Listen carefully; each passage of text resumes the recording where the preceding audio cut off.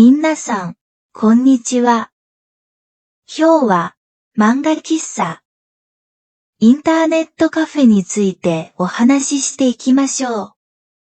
日本語を楽しみながら勉強してください。漫画喫茶は、お金を払ってブースを借り、そのブースの中で漫画を読んだり、インターネットを使ったりできる施設です。料金は、1時間ごとに払う方式だけでなく、数時間単位のパック料金もあります。インターネットカフェという施設名のところもありますが、漫画喫茶でもインターネットカフェでもインターネットが使え、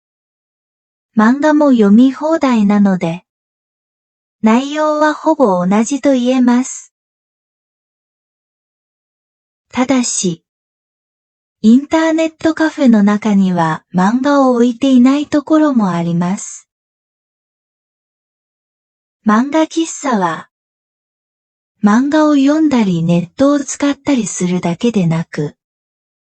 大抵飲み放題でソフトドリンクが飲めるようになっています。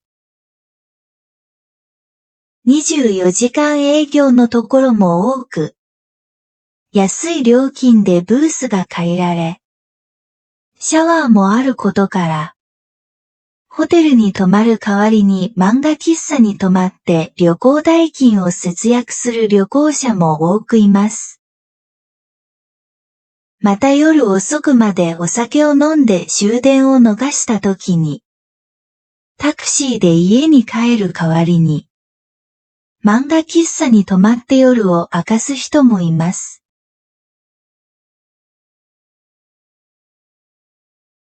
漫画喫茶は、お金を払ってブースを借り、そのブースの中で漫画を読んだり、インターネットを使ったりできる施設です。料金は、